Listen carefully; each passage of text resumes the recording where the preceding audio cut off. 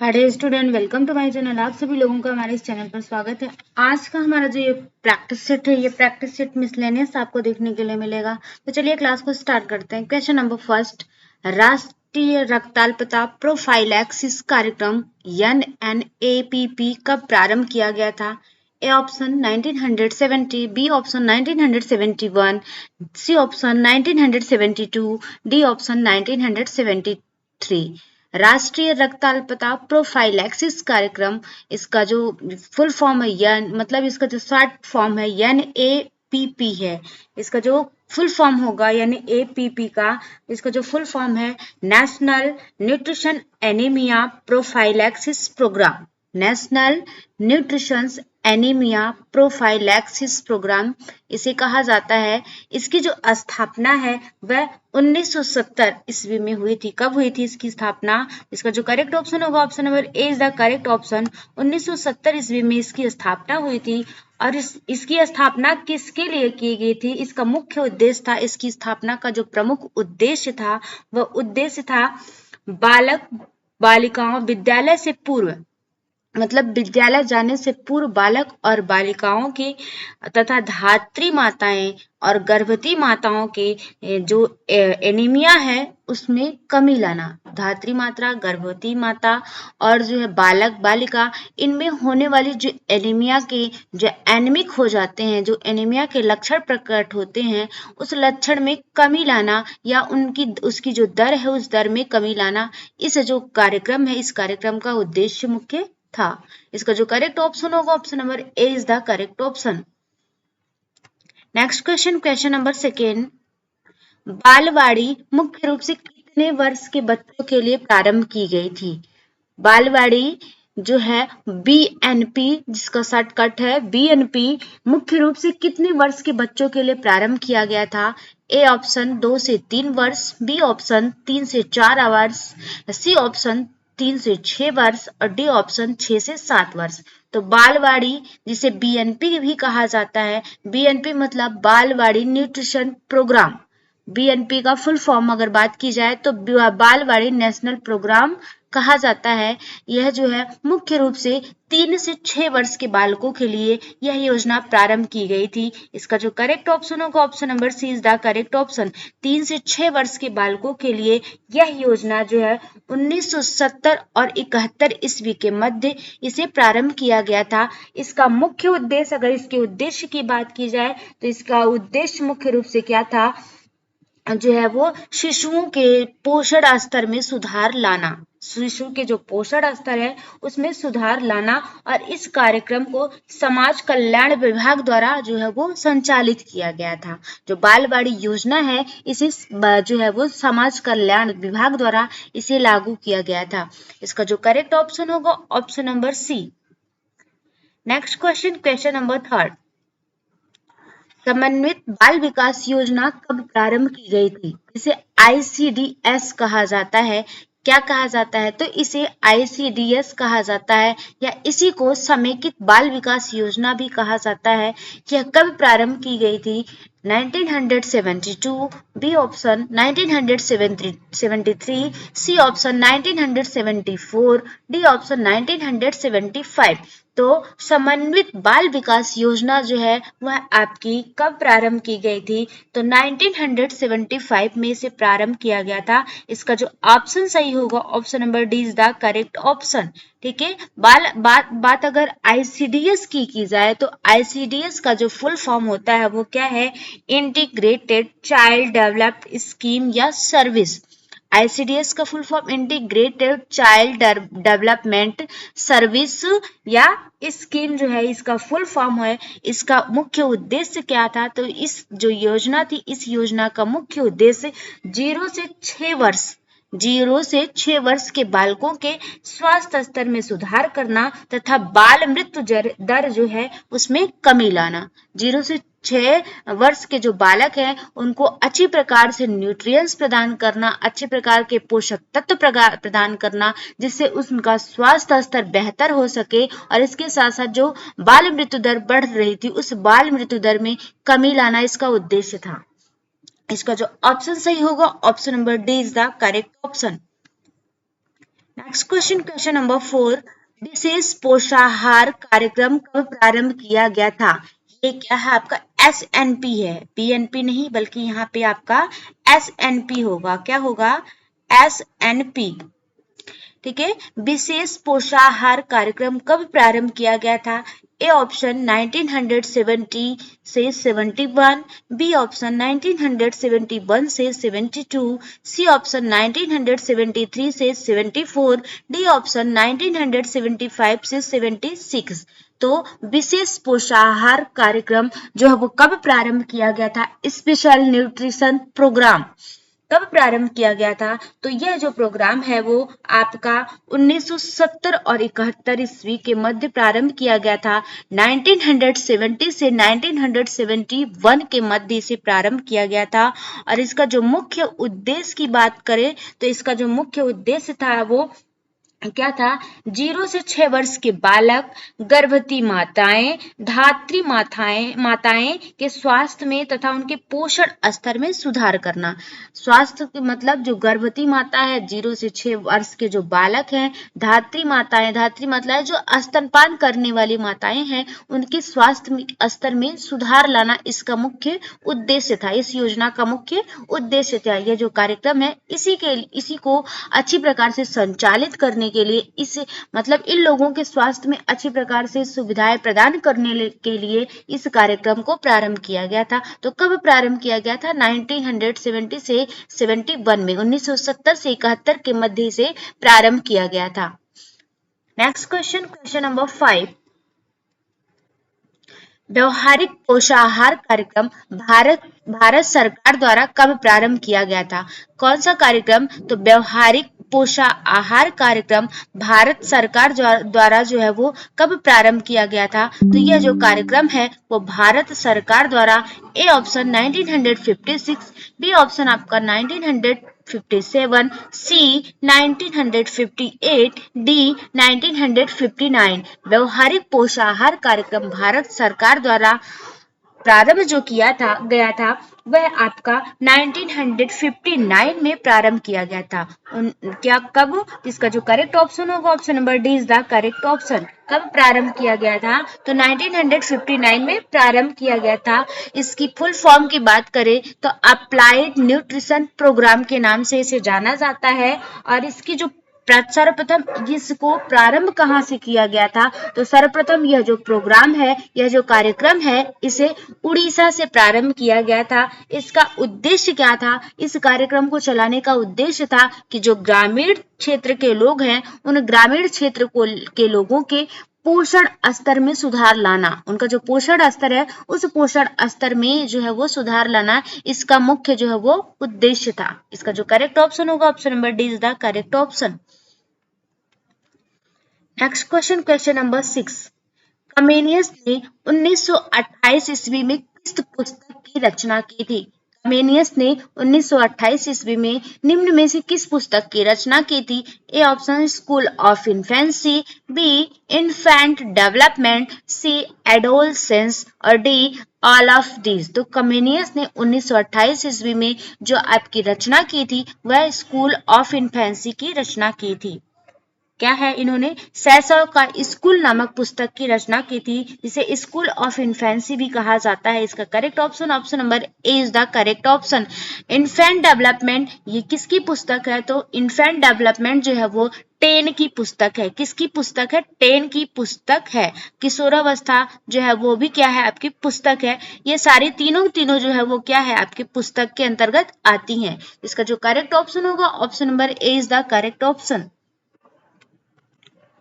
Next question, question number 7, वंशानुक्रम को इस प्रकार परिभाषित किया जा सकता है कि व्यक्ति अपने माता पिता के माध्यम से पूर्वजों की जो भी विशेषताएं प्राप्त करता है वह वंशानुक्रम कहलाता है। कथन किसका है? तो वंशानुक्रम जो है वो इसे इस प्रकार परिभाषित किया जाता है कि वंशानुक्रम की बात अगर की जाए तो वंशानुक्रम वह होता है कि जो माता पिता को बच्चे को जो माता पिता मतलब पीढ़ी दर पीढ़ी हस्तांतरित होने वाला जो गुण होता है वह वंशानुक्रम होता है। और वंशानुक्रम का जो वाहक होता है वो आपका जीन्स होता है।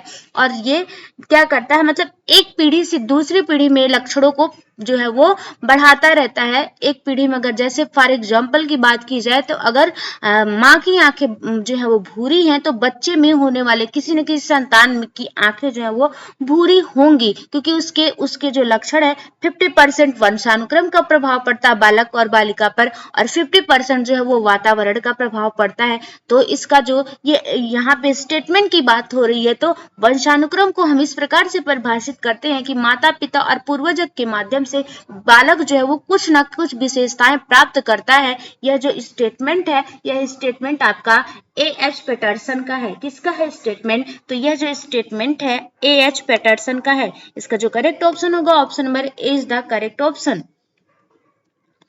नेक्स्ट क्वेश्चन, क्वेश्चन नंबर 8, बीज कोष की निरंतरता के नियम का प्रतिपादन निम्न में से किसने किया था? बीज कोष की जो निरंतरता है, इस निरंतरता का प्रतिपादन निम्न में से किसके द्वारा किया गया था? A option Galton, B option आपका लैमार्क, सी ऑप्शन आपका फ्रायड और डी ऑप्शन आपका इनमें से कोई नहीं।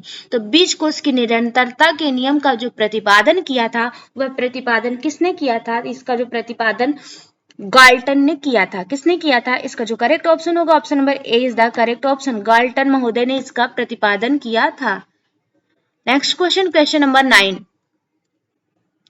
निम्न में से किस नियम में बालक आधा गुण माता पिता से, चौथाई दादा दादी से, नाना नानी से तथा 8वां भाग परदादा परनाना परनानी से प्राप्त करता है? मतलब बालक में जो आधा गुण 1/2 गुण जो है वो माता पिता के पक्ष माता पिता से प्राप्त होता है, चौथाई गुण 1/4 जो है वो दादा दादा दादी नाना नानी से प्राप्त करता है, और 1/8 जो है वो आपका परदादा परनाना और परनानी से ये क्या करता है? प्राप्त करता है। यह जो नियम है वो किसके अंतर्गत आता है? ए ऑप्शन समानता का नियम कहलाता है, बी विभिन्नता का नियम कहलाता है, सी प्रत्यागमन का नियम कहलाता है और डी जीव सांख्यिकी का नियम कहलाता है। तो समानता का नियम मतलब समान जीव से समान जीव की उत्पत्ति। जैसे अगर माता पिता में से किसी की भी आंखों का रंग या उनका कद लंबा है तो बालक का भी कद लंबा होगा। मतलब ये समान से समान जीव की उत्पत्ति हो रही है, बालक समान से समान की उत्पत्ति हो रही है। माता पिता में अगर समानता है तो बालक में भी वैसी ही देखने के लिए मिलती है। विभिन्नता की बात करें, विभिन्नता में का नियम के अंतर्गत आता है कि अगर माता पिता बुद्धिमान है तो हो जरूरी नहीं है कि बालक भी बुद्धिमान ही प्रवृत्ति का हो सकता है वो मूर्ख भी प्रवृत्ति का हो सकता है। तो ये विभिन्नता का नियम है जो क्या है आपके एक पीढ़ी से दूसरी पीढ़ी में हस्तांतरित होते रहते हैं। यह जो नियम आपका होता है कि दादा दादी नाना नानी परदादा परनाना परनानी से जो ये लक्षण प्राप्त होते हैं वह लक्षण आपके जीव सांख्यिकी के नियम के अंतर्गत प्राप्त होते हैं। इसका जो करेक्ट ऑप्शन होगा option number D is the correct option. Next question, question number 10, पर्यावरण वह कोई भी चीज है जो किसी एक वस्तु के चारों ओर से घेरे हुए है और उसे प्रत्यक्ष रूप से प्रभावित करती है। कथन किसका है? क्या है? पर्यावरण वह कोई भी चीज है जो एक वस्तु के चारों ओर से घेरे हुई है। पर्यावरण की बात करें तो पर्यावरण दो शब्दों से मिलकर बना हुआ है, परि प्लस आवरण। परि मीन्स चारों तरफ और आवरण मतलब घिरा हुआ। ऐसा परिवेश, ऐसा माहौल जो हमारे चारों तरफ हमको घेरे हुआ है वह क्या है? पर्यावरण का कहलाता है। पर्यावरण की बात अगर करें तो पर्यावरण जो है वो क्या है? 50% किसी भी बालक में 50% जो है वो पर्यावरण का प्रभाव पड़ता है बालक पर, और 50% जो है वो क्या है? वंशानुक्रम का प्रभाव पड़ता है। एक लेखक ने कहा है कि तुम मुझे एक नवजात शिशु दे दो, मैं उसे चोर डाकू वकील और कुछ भी बना सकता हूँ। किसके ऊपर इन्होंने कहा है स्टेटमेंट के? तो ये जो स्टेटमेंट इन्होंने कहा है वो आपके पर्यावरण के ऊपर कहा है कि पर्यावरण में जो बालक को जिस माहौल में, जिस परिवेश में, जिस पर्यावरण में आप उसको रखेंगे, बालक में उसी प्रकार के लक्षण जो प्रदर्शित होने लगेंगे। अगर अच्छे परिवेश में वो रह रहा है तो उसके अंदर अच्छाई आएगी, अगर बुरे परिवेश में बालक रह रहा है तो उसके अंदर बुराई जो है वो उत्पन्न होती है। इसका जो करेक्ट ऑप्शन होगा, ये किसका स्टेटमेंट है कि उसके चारों तरफ का जो वस्तु है वो उसके प्रत्यक्ष रूप से घेरे हुई है वह, और कहीं ना कहीं वो प्रभावित करती है। अगर अच्छा परिवेश है तो बालक उससे प्रभावित होगा, और अगर बुरा परिवेश है तो भी बालक उससे क्या है? प्रभावित होगा। उस पर नकारात्मक जो है प्रभाव देखने के लिए मिलेंगे। यह जो स्टेटमेंट है वह स्टेटमेंट आपका किसका है? तो यह जो स्टेटमेंट है वह स्टेटमेंट जो है वो जी पी जिसबर्ड का है। किसका स्टेटमेंट है? तो ये पी जिस बर्ड का स्टेटमेंट है। इसका जो करेक्ट ऑप्शन होगा ऑप्शन नंबर ए। क्वेश्चन नंबर 11, प्रबंध सामान्य रूप से निर्णय क्रिया एवं पूर्व निर्धारित लक्ष्यों को प्राप्त करने के उद्देश्य से की जाने वाली मानवीय क्रियाओं को नियंत्रित करने की प्रक्रिया है। कथन किसका है? प्रबंध सामान्य रूप से निर्णय की क्रिया है। जब हम कोई निर्णय करते हैं, जब हम कोई प्रबंधन करते हैं, तो प्रबंधन के करने में सबसे पहली जो क्रिया होती है वो हम निर्णय लेते हैं कि हमको इस कार्य को करना है। और जब निर्णय लेते हैं तो पूर्व निर्धारित लक्ष्यों को प्राप्त करने के उद्देश्य से की जाने वाली मानवीय क्रियाएं, हम अपने लक्ष्य को निर्धारित कर लेते हैं और उस लक्ष्य पर को प्राप्त करने के लिए हम नियंत्रित क्या करते हैं? क्रिया करते हैं। मतलब लगातार हम क्या करते हैं? क्रिया करते हैं। तो यह स्टेटमेंट जो है वो किसका है? न्यूमेनियम समर का है, स्टैनली वेंस का है, टेरी का है या मैकफारलैंड का है? क्वेश्चन नंबर 11 का करेक्ट ऑप्शन जो है वो क्या होगा? तो यह जो स्टेटमेंट है वो स्टैनली वेंस का है। इसका आंसर बिल्कुल सही होगा option number B. Next question, question number 12, व्यवस्थापन की प्रक्रिया परिवर्तित नहीं होती वरन इसे संपन्न करने की विवेकपूर्ण और बौद्धिक विधि में परिवर्तन होता है। कथन किसका है? राजमल पी देवदास का, निकिल एवं डार्सी का, ग्रास एवं ग्रैंडल का, इनमें से कोई नहीं। तो व्यवस्थापन की प्रक्रिया परिवर्तित नहीं होती वरन इसे संपन्न करने की विवेकपूर्ण और बौद्धिक विधि में जो परिवर्तन होता है, यह स्टेटमेंट जो है वो किसका स्टेटमेंट है? तो यह स्टेटमेंट ग्रास एवं ग्रैंडल जी का है। किसका है ये? तो यह स्टेटमेंट जो है वो किसका है? निकिल एम डार्सी का है। सॉरी, यह स्टेटमेंट आपका किसका है? तो यह स्टेटमेंट निकिल एम डार्सी का है। इसका जो करेक्ट ऑप्शन होगा option number B is the correct option. Next question, question number 13, कम से कम साधनों का उपयोग करके हमारे अधिकतम लक्ष्यों की पूर्ति की विधियों का अध्ययन है। ठीक है, साधन हमारे पास कम है और उस साधनों का हम ऐसे व्यवस्थित तरीके से जो है वो मतलब अध्ययन करते हैं, हम ऐसे व्यवस्थित तरीके से हम उसको मैनेज करते हैं जिससे कि हम अपने लक्ष्यों की क्या कर रहे हैं? पूर्ति कर सके। जो हमने लक्ष्य निर्धारित किया, जो हमने गोल निर्धारित किया है, कम सीमित साधनों में ही हम उस लक्ष्य को जो है वो प्राप्त कर ले। यह क्या कहलाता है? मकान आयोजन कहलाता है, गृह व्यवस्था कहलाता है, नक्शा निर्माण कहलाता है या लॉटरी पद्धति कहलाता है? तो यह जो कहलाता है वो आपका गृह व्यवस्था कहलाता है। अगर अच्छी प्रकार की गृह व्यवस्था है तो कम सीमित साधनों में भी हम अपने लक्ष्यों को अच्छी प्रकार से प्राप्त कर सकते हैं। यह जो प्रक्रिया होती है वो गृह व्यवस्था के अंतर्गत आती है। इसका जो करेक्ट ऑप्शन होगा option number B. Next question, question number 14, गृह व्यवस्था में आयोजित नियंत्रण व मूल्यांकन द्वारा पारिवारिक साधनों का प्रयोग करके पारिवारिक लक्ष्यों की प्राप्ति की जा सकती है। कथन किसका है?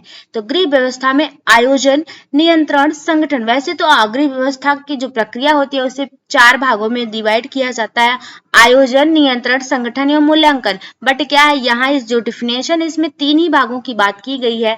आयोजन, सबसे पहले हम प्लानिंग करते हैं। प्लानिंग करने के लिए जब हम किसी चीज का प्लान बना लेते हैं तो उस प्लान पर हमको चलने के लिए नियंत्रण नितांत आवश्यकता है। ठीक है, अगर हम उस पर नियंत्रण, किसी भी प्लान को सुचारू रूप से संपन्न करने के लिए अगर हम उस पर नियंत्रण नहीं रखते हैं तो वो हमारा प्लान कहीं ना कहीं क्या है, अनसक्सेसफुल हो जाएगा, वो पूरा नहीं होगा। जब उस पर क्या हम नियंत्रण रखेंगे, नियंत्रण करने के बाद हम उस गोल को प्राप्त कर लेते हैं। जब उस लक्ष्य को प्राप्त कर लेते हैं, लक्ष्य को प्राप्त करने के बाद लास्ट में हम उसका इवोल्यूशन करते हैं, मूल्यांकन करते हैं कि हमने कहाँ पर त्रुटि की है या हमने जो गोल को प्राप्त किया है तो किस प्रकार से हमने उस पर नियंत्रण रखा, किस प्रकार से हमने उस पर प्लान बनाया। इन सब का क्या करते हैं हम? लास्ट में मूल्यांकन करते हैं। तो वही है कि गृह व्यवस्था में आयोजित नियंत्रण व मूल्यांकन द्वारा पारिवारिक साधनों का प्रयोग करके पारिवारिक लक्ष्यों की जो प्राप्ति की जाती है वो क्या यह की जा सकती है। यह स्टेटमेंट किसका है? तो यह जो स्टेटमेंट है वो ग्रास एवं कैंडल का है। किसका स्टेटमेंट है? इसका जो करेक्ट ऑप्शन होगा option number C is the correct option.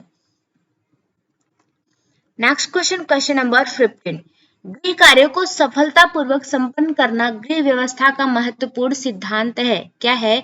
गृह कार्यों को सफलतापूर्वक संपन्न करना गृह व्यवस्था का महत्वपूर्ण सिद्धांत है। ए ऑप्शन सत्य है, बी असत्य है, सी आंशिक सत्य है, डी इनमें से कोई नहीं। तो यह जो आपका स्टेटमेंट, यह जो आपका है ये बिल्कुल सत्य है कि गृह व्यवस्था को सफलतापूर्वक अगर हमको क्या है गृह कार्यों को अगर हम सफलतापूर्वक करेंगे तो हमारी गृह व्यवस्था जो है वो क्या होगी, अच्छी होगी। इसका जो करेक्ट ऑप्शन होगा option number A is the correct option. Next question, question number 16। Robert Hooke ने कोशिका की खोज कब की थी? ठीक है, कोशिका की खोज जो है वो किसने की थी? पहले क्वेश्चन तो आपका यहां से बनेगा कि कोशिका की खोज किसने की थी, तो कोशिका की खोज रॉबर्ट हुक के द्वारा की गई थी। और कब की गई थी, तो जो है वो ए ऑप्शन आपका 1680, बी ऑप्शन 1750, सी ऑप्शन 1665 और डी ऑप्शन 1450। तो रॉबर्ट हुक ने जो कोशिका की खोज की थी वो 1665 ईस्वी में इन्होंने की थी, 1665 ईस्वी में की थी। और किस प्रकार की यह कोशिका थी, तो यह जो कोशिका थी वो डेड सेल थी, मतलब मृत कोशिका की इन्होंने क्या की थी, खोज की। किसने? इन्होंने, रॉबर्ट हुक ने मृत कोशिका, लकड़ी का कॉर्क था, उस कॉर्क की लेयर को काट करके इन्होंने देखा और उस पर देखने के बाद उनको पता चला कि हाँ इसमें भी क्या है, आपकी सेल्स होती हैं। ठीक है, तो इन्होंने इसकी खोज की थी। और बात अगर यहाँ पर कोशिका की जाए तो कोशिका का अध्ययन जो है वो क्या है, मानव शरीर की सबसे छोटी इकाई आपकी कोशिका होती है। और इसके साथ साथ कोशिका का अध्ययन साइटोलॉजी कहलाता है। मानव शरीर की सबसे छोटी कोशिका जो है स्पर्म होती है। मानव शरीर की सबसे बड़ी कोशिका ओवम होती है। ये क्या है, आपकी कोशिका से रिलेटेड कुछ इंपॉर्टेंट फैक्ट थे।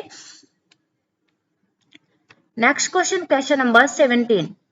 शुक्राणुओं, हाँ इसमें आंसर लग गया। Question number 17। शुक्राणुओं तथा एक्रोसोम्स के निर्माण में निम्न में से कौन महत्वपूर्ण भूमिका निभाता है? जो स्पर्म होता है उस स्पर्म और एक्रोसोम के निर्माण में इसमें से कौन सा आपका जो है वो महत्वपूर्ण भूमिका निभाता है? ए ऑप्शन गाल्जी काय, B option centrosome, C option रिक्तिका, डी ऑप्शन इनमें से कोई नहीं। तो शुक्राणुओं जो हमारा स्पर्म होता है और एक्रोसोम के निर्माण में जो गाल्जी काय होता है यह हमारा महत्वपूर्ण भूमिका निभाता है। कौन निभाता है? तो गाल्जी काय जो होता है यह महत्वपूर्ण भूमिका निभाता है। इसका जो करेक्ट ऑप्शन होगा option number A is the correct option. Next question, question number 18। क्रियाशीलता के आधार पर अंतःप्रदब्धी जालिका को कितने रूपों में बांटा गया है? जो क्रियाशीलता के आधार पर अंतःप्रदब्धी जालिका है इसे कितने रूपों में बांटा गया है? A option 2, B 4, C 3, D 5। तो इसे हम कितने रूपों में बांटते हैं? तो इसे 2 रूपों में बांटा गया है। कितने में? 2 में बांटा गया है। एक आपका स्मूथ सरफेस, एक आपका क्या है, रफ सरफेस रेटिकुलम और दूसरा आपका स्मूथ सरफेस रेटिकुलम। पहला आपका रफ सरफेस रेटिकुलम, दूसरा आपका स्मूथ सरफेस रेटिकुलम। इसका जो करेक्ट ऑप्शन होगा option number A is the correct option. Next question, question number 19। Mitochondria निम्न में से किसका बना होता है? माइटोकॉन्ड्रिया जो है वो किसका बना होता है? ए ऑप्शन वसा एवं प्रोटीन का, बी वसा एवं कार्बोज का, सी कार्बोज एवं विटामिन का, डी उपरोक्त सभी। तो माइटोकॉन्ड्रिया जो होता है वह वसा एवं प्रोटीन का बना होता है। इसका जो करेक्ट ऑप्शन होगा option number A is the correct option. किसका बना होता है? तो यह वसा एवं प्रोटीन का बना होता है।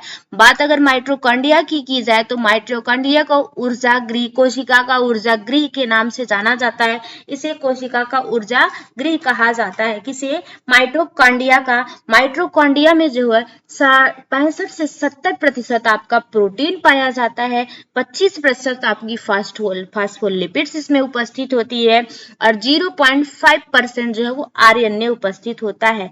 माइटोकॉन्ड्रिया में ये क्या होते हैं, पोषक तत्व जो होते हैं वो प्रेजेंट होते, उपस्थित होते हैं। इसका जो करेक्ट ऑप्शन होगा option number A is the correct option. Next question, question number 20। कोशिका का प्रोटीन कोर कारखाना के नाम से निम्न में से किसे जाना जाता है? कोशिका का प्रोटीन कारखाना किसे कहा जाता है? A option lysosome, B option ribosome, C option centrosome और डी ऑप्शन इनमें से कोई नहीं। तो कोशिका का जो प्रोटीन कारखाना है वह राइबोसोम को कहा जाता है। इसका जो करेक्ट ऑप्शन होगा option number B is the correct option. Ribosome को कोशिका का प्रोटीन कारखाना कहा जाता है। किसे? राइबोसोम जो होता है इसे कोशिका का प्रोटीन कारखाना कहा जाता है। राइबोसोम में लगभग जो है वो कितने प्रकार के प्रोटीन के अणु होते हैं? तो लगभग 50 से 55 प्रकार के प्रोटीन के अणु पाए जाते हैं। जो इसीलिए तो ज्यादा मात्रा में इसमें प्रोटीन पाया जाता है, प्रोटीन के अणु की उपस्थिति के कारण ही तो इसे प्रोटीन का कारखाना कहा जाता है। इसमें लगभग जो है वो 50 से 55 प्रकार के जो है वो प्रोटीन के अणु उपस्थित होते हैं। और राइबोसोम जो होता है वो मुख्यतः न्यूक्लियो प्रोटीन के बने होते हैं। किसके बने होते हैं? तो राइबोसोम जो है वो मुख्यतः राइबो न्यूक्लियोप्रोटीन का बना होता है। इसका जो करेक्ट ऑप्शन होगा option number B. Next question number 21। Imperial Council of Agriculture Research की स्थापना कब हुई थी? क्या है? Imperial Council of Agriculture Research की स्थापना कब हुई थी? A option 1926, B option 1927, C option 1928, D option 1929। Imperial Council of Agriculture Research की जो स्थापना हुई थी वह आपकी कब हुई थी? तो वह जो स्थापना हुई थी 1928 में, 1928 ईस्वी में इसकी स्थापना की गई थी। इसका जो करेक्ट ऑप्शन होगा option number C is the correct option.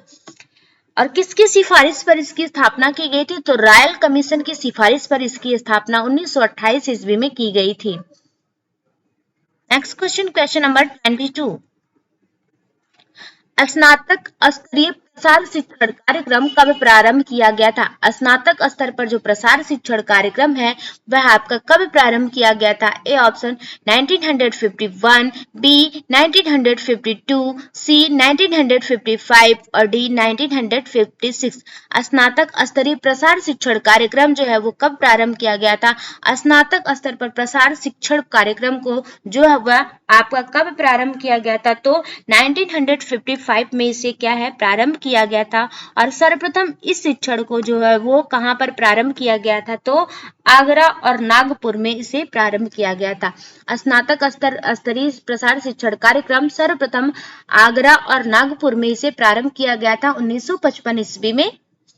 Next question number 23। प्रसार शिक्षा की विशेषताएं निम्न में से कौन सी है?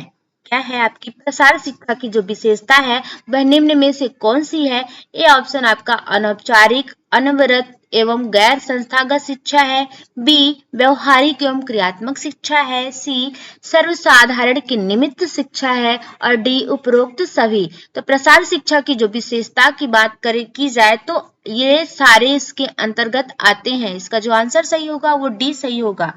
क्या सही होगा? तो इसका जो आंसर सही होगा वो डी सही होगा। प्रसार शिक्षा कैसी शिक्षा? अनौपचारिक शिक्षा है, मतलब इसमें ना तो निश्चित इसका पाठ्यक्रम होता है ना इसमें कोई निश्चित समय होता है, कहीं पर भी ये शिक्षा हम ग्रहण कर सकते हैं। अनवरत मतलब ये कंटिन्यू चलने वाली शिक्षा है और ना ही इसमें किसी प्रकार की पार्टिकुलर संस्था जो है वो कार्यरत होती है। ये क्या है? संस्थागत भी शिक्षा नहीं है। क्या है? और क्या है? व्यवहारिक एवं क्रियात्मक शिक्षा। व्यवहार मतलब ये जो शिक्षा है ये करके सीखने ही वाली शिक्षा है, व्यवहारिक शिक्षा है। और इसे जो है वो ग्रामीण परिवेश के लोग जो होते हैं वो करके सीखते हैं, क्रियाओं को करके इसे सीखा जाता है।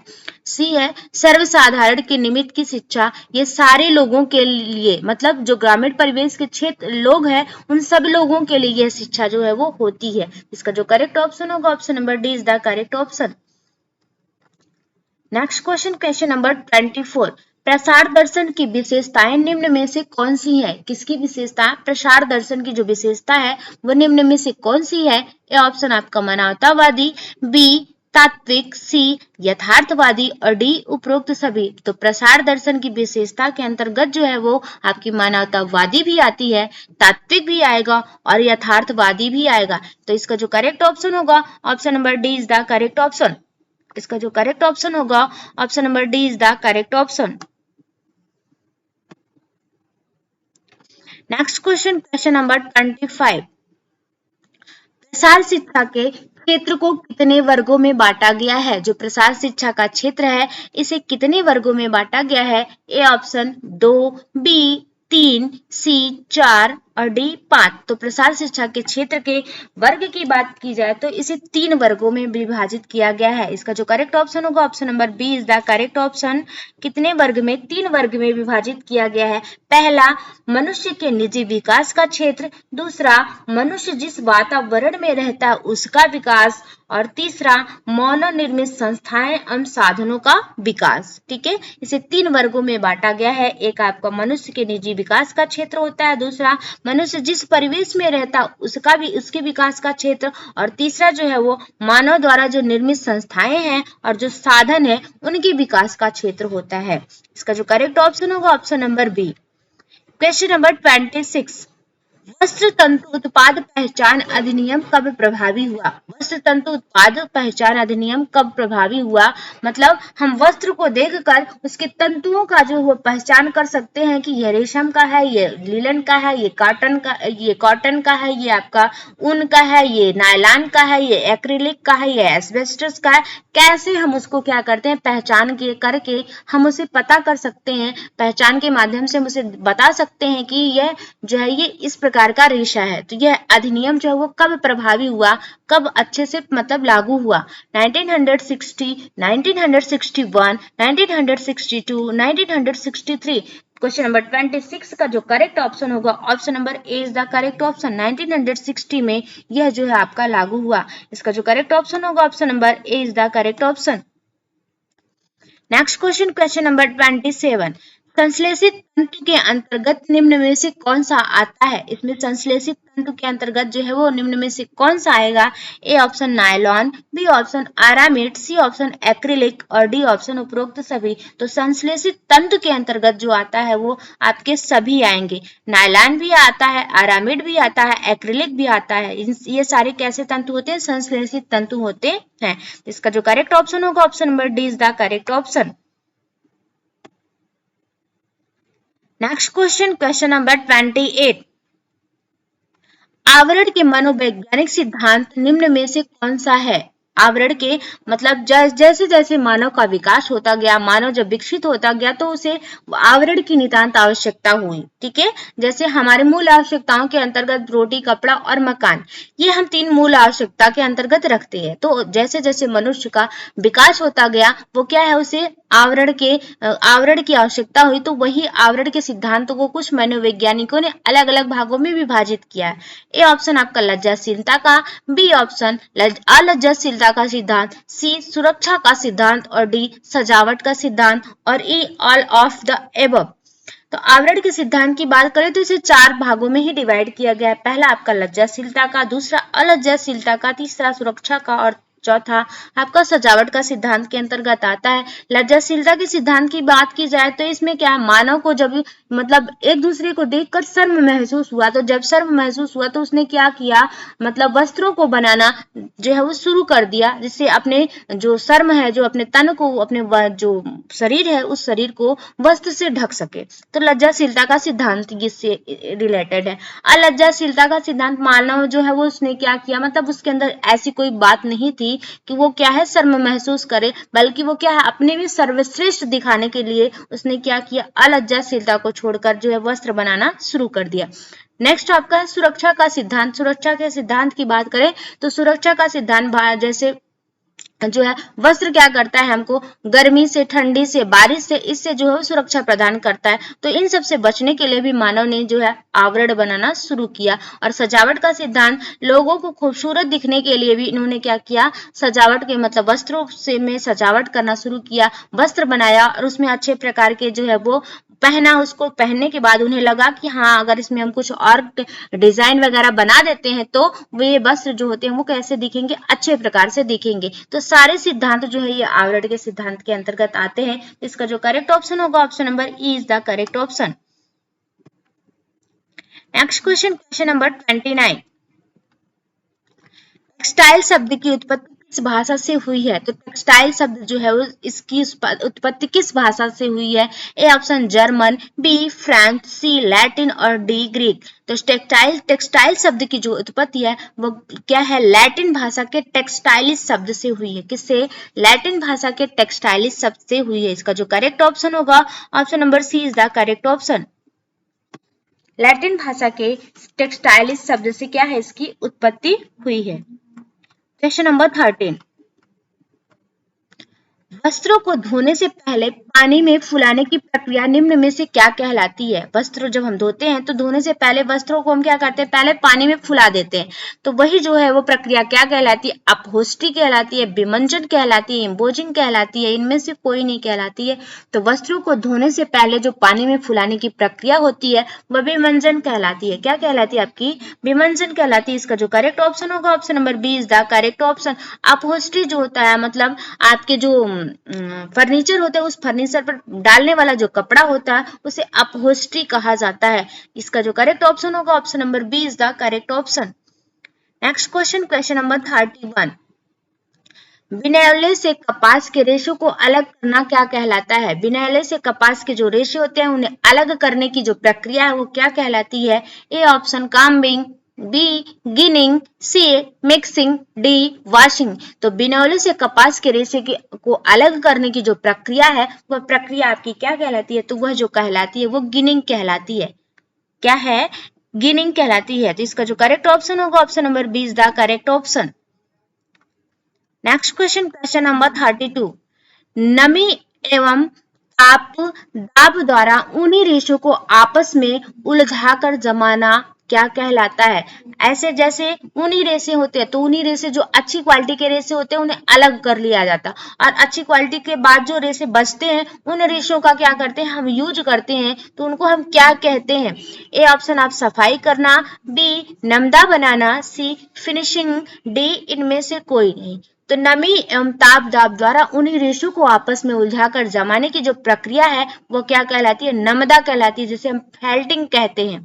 क्या कहते हैं? जिसे फेल्टिंग कहा जाता है। इसमें जो वस्त्र होता है ऊनी वस्त्र जो होता है ऊनी जो रेशा होता है उस रेशे को ताप के माध्यम से दाब के माध्यम से जो है वो क्या है आपके ऐसे करके जो है उसमें प्रेशर डाल के या ऐसी कुछ क्रियाकलाप करके उससे क्या किया जाता है? जमाया जाता है। जैसे हम लोग डोरमेट वगैरह देखते हैं घरों में, अक्सर आप देखते होंगे डोरमेट होता है या कुछ ऐसे कंबल वगैरह होते हैं। तो इस प्रकार के जो वस्त्र आपको देखने के लिए मिलेंगे वह आपके क्या है? नमदा। इनको जो बनाने की प्रक्रिया होती है उसमें ताप के माध्यम से इसे जमाया जाता है। दाब भी उसमें प्रेशर डालकर जो है वस्त्र उन रेशों को जमा दिया जाता है। इसका जो करेक्ट ऑप्शन होगा option number B is the correct option. इसका जो आंसर सही होगा वो बी बिल्कुल करेक्ट आंसर होगा। ये रहे हमारे आज के 32 क्वेश्चन। नेक्स्ट सेशन में फिर हम आपसे मिलते हैं, तब तक के लिए thank you so much for watching this video.